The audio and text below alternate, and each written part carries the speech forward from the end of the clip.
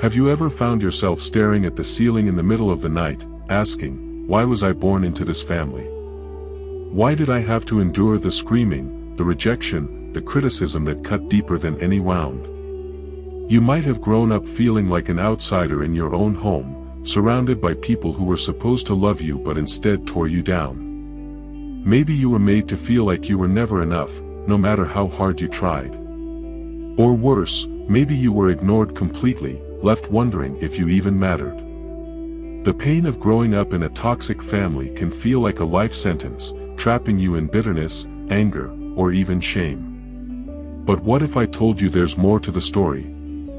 What if I told you that your pain has a purpose, that God can use the very thing that's breaking you to build something beautiful? The Bible tells us in Ecclesiastes 3 verse 1, "To everything there is a season, and a time for every purpose under heaven." You might not understand why you had to endure what you did, but God does. He doesn't make mistakes. He didn't place you in that family to punish you or abandon you. He placed you there because He knew you were strong enough to carry the burden and transform it into something greater.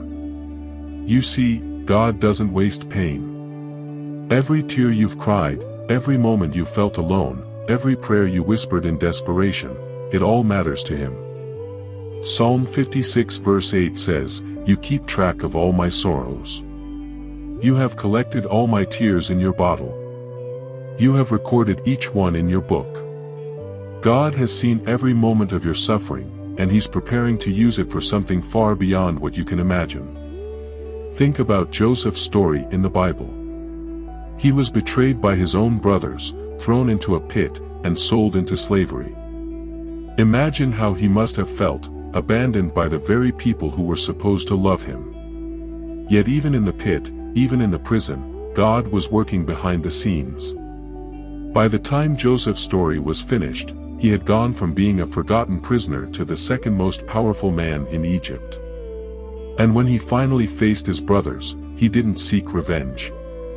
Instead, he said in Genesis 50 verse 20, "You intended to harm me, but God intended it for good to accomplish what is now being done, the saving of many lives." Just like Joseph, the pain you've endured isn't without purpose. What the enemy meant for evil, God will use for good. But let's be honest, when you're in the middle of the storm, it doesn't feel like there's a purpose. It feels unfair. It feels like you're drowning, like you'll never escape the toxic environment you were born into.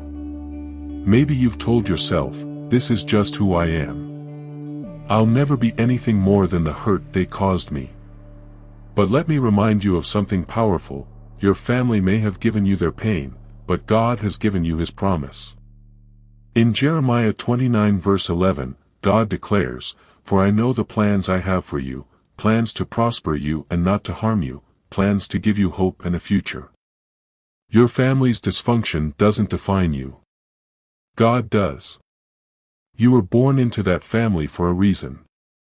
Yes, it's hard to understand why God would place you in such a painful situation, but consider this: He chose you to be the one to break the cycle. You were born to bring healing to a family that has been trapped in generational hurt. Maybe the anger, the dysfunction, the negativity, it's all been building for years, passed down from one generation to the next. But God looked at you and said, "It ends here. With you." Isaiah 61 verse 3 promises that God will give us beauty for ashes, the oil of joy for mourning, the garment of praise for the spirit of heaviness. He specializes in turning broken things into beautiful things. Your toxic family might have given you ashes, but God will use those ashes to create something new. He will use your pain to shape you into a person of strength, compassion, and wisdom. You're not just a survivor, you're a warrior, chosen by God to stand in the gap and bring light into the darkness. And remember, you're not alone in this. Jesus Himself understands what it's like to suffer at the hands of people who should have loved Him. He was betrayed by Judas, denied by Peter, mocked by the crowd, and abandoned by nearly everyone He knew. Yet He didn't let their rejection define Him. He fulfilled His purpose in the face of their betrayal. Hebrews 4 verse 15 reminds us, "For we do not have a high priest who is unable to empathize with our weaknesses, but we have one who has been tempted in every way, just as we are, yet he did not sin." Jesus gets it. He understands your pain, and he's with you every step of the way. So, what does this mean for you?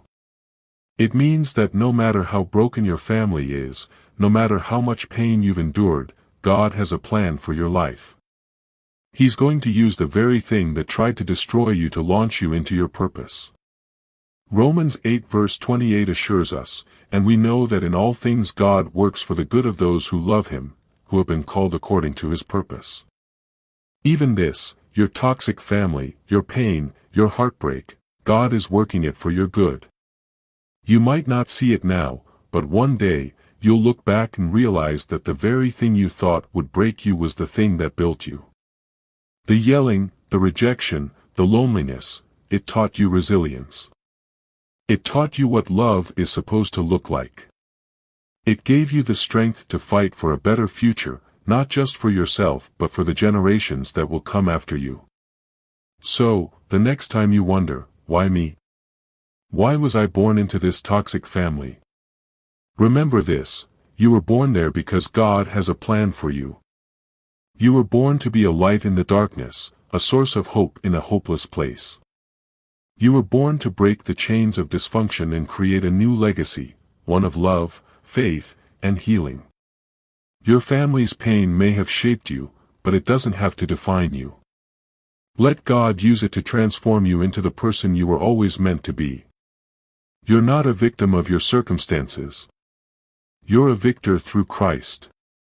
Hold on to that truth, because your story isn't over yet. God is just getting started with you. Thanks for watching. Don't forget to like and subscribe, leave your comments. God bless.